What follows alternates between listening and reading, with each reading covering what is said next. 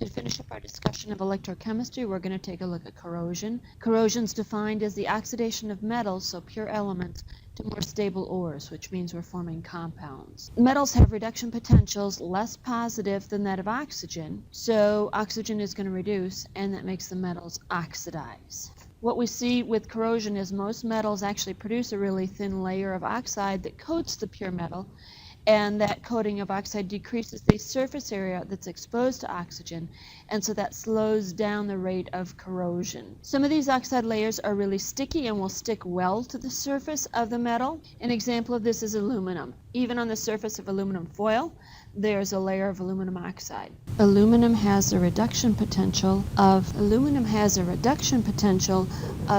1.7 volts. So that's for aluminum plus 3 ions, plus 3 electrons going to aluminum. So it really actually wants to oxidize. And the reduction potential for aluminum oxide going to an aluminum hydroxide compound is not very big. So the result of this then is aluminum oxide is very stable, doesn't want to oxidize or reduce, and this aluminum oxide compound sticks to aluminum very well, and that's what prevents more oxidation, more corrosion of the aluminum metal.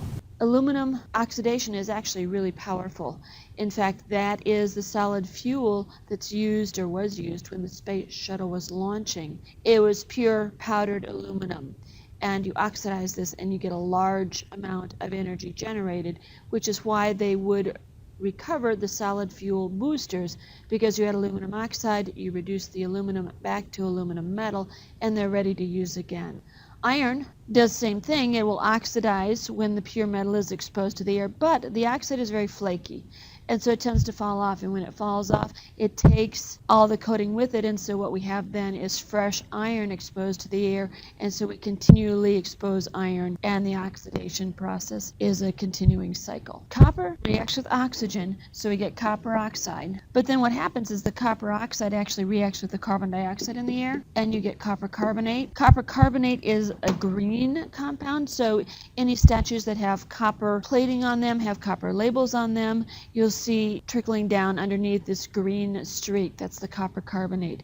Copper oxide is black. If you ever wear pans, they have a copper bottom. You look at them after they've been heated, the copper oxide is black. Some buildings have copper roofs. They start out really bright and shiny, but as they get exposed to the elements, the roof turns black. The copper oxide is coating it, and that's actually a fairly sticky oxide until it starts reacting with the carbon dioxide. Then you get this nice green patina from the copper carbonate. Silver reacts actually with the sulfides in the air, and that's what gives us the tarnish, the black tarnish on silver, your sterling silver silverware, sterling candles, all this good stuff. Sterling jewelry is actually silver sulfide, and there is a small amount of sulfur in the air, sulfur dioxide, hydrogen sulfide, and that's what reacts with the silver metal to give us this black tarnish.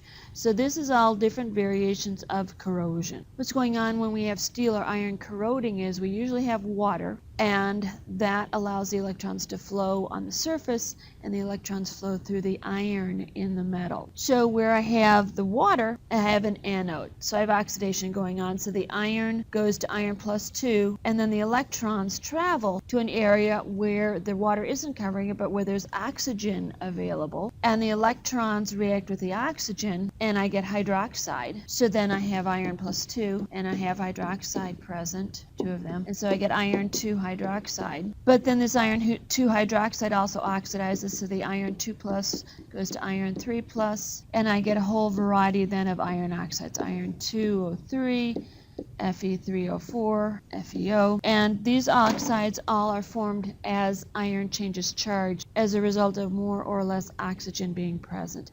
And so rust is really not one pure compound, but it's a mixture of iron oxides. If I want to prevent iron from corroding, what I need to do is coat the metal to protect it from the oxygen. And one thing that's really cheap and easy to do is to use paint. So anything that's painted, that's why the Rust-Oleum has made a big industry of this. You paint the iron, you protect it from oxygen exposure, you slow down the rate of rust. The other thing you can do is coat it with another metal. Chromium and tin are used. Chromium and tin oxides are very unreactive, so if I've got a nice coating of chromium oxide or tin oxide, that will protect the iron underneath. Another thing that happens with iron is you coat it with zinc coated on steel is called galvanizing. It's a process where you dip the iron into a zinc ion solution, and essentially you're electroplating the zinc onto the iron. You get a very nice thin uniform layer. The zinc oxidizes and it forms an oxide before the iron can oxidize, and so we have this zinc coating the iron and then zinc oxide coating the zinc, and so that's essentially a double protection for the iron. Another thing that I can do for iron is I can alloy the iron with chromium and nickel. When I have this alloy, then all three metals are exposed to oxygen essentially at the same time because we have this nice solid solution. What happens is the chromium and the nickel oxidize first, and so those oxides form a layer that coats the whole metal surface and protects the iron. A next topic to take a look at is electrolysis.